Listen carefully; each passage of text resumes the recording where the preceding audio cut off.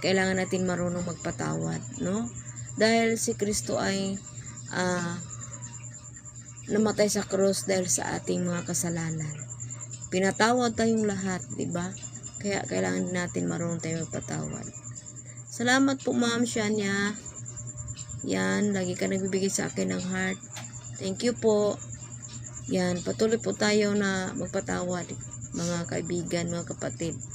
Palayain natin yung ating buhay kung namumuhay tayo sa kasalanan, galit, puot.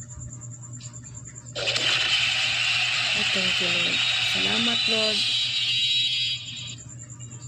Salamat sa pasabog. Thank you, thank you. Palayain natin yung ating buhay sa kasalanan, no? Kailangan natin magpatawad. At pinatawad tayo ng Panginoong Hesus kung paano tayo pinatawad.